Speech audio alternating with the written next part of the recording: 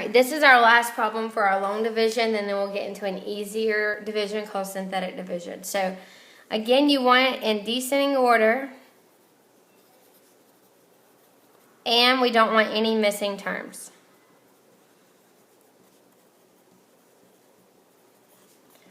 The reason why I put this up here is because this problem is clearly not in descending order because the number's first and x to the third is last. And I believe that there are missing terms. So let's go ahead and write that denominator over here. And then I'm going to write this in descending order. So the 9x cubed comes first. Notice that when you have an x cubed, then you should have an x squared. So I'm going to put 0x squared. Because it is a missing term, I'm inserting it. And when you insert a missing term, you just add 0 in front of that variable to whatever power you're missing. Minus x plus 5. So now I have descending order. I have my 9x cubed, then I have my 0x squared, then I have my negative x to the first, then I have my constant term 5. Okay? I'm going to insert this exactly the way I have it written underneath my division bar, and then we can begin our division.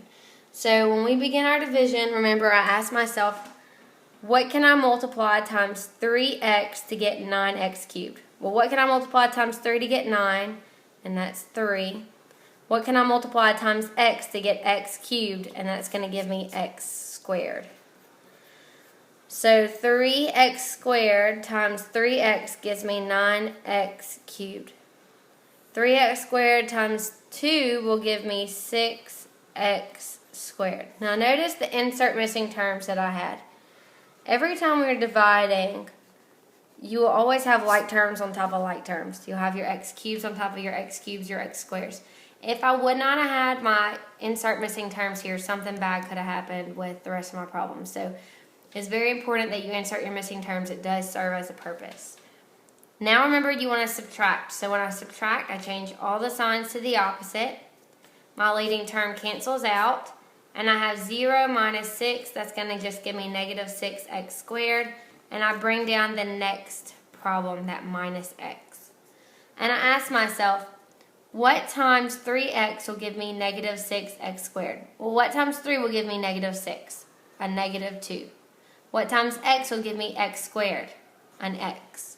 Okay, so I'm going to distribute my negative 2x to my 3x, and that gives me negative 6x squared. Remember, they always need to match. Negative 2x to my 2, that gives me negative 4x. So now, when I change all the signs to the opposite, I should have a positive 6x squared and a positive 4x. My leading terms cancel out, and I have a negative x plus 4x that gives me a positive 3x, bringing down my next term, my plus 5. And I'm going to ask myself one last time, what times 3x will give me 3x? Well, 1, of course. 1 times anything is going to be that number. So if I multiply 1 times 3x, I'll get 3x. 1 times 2 gives me 2.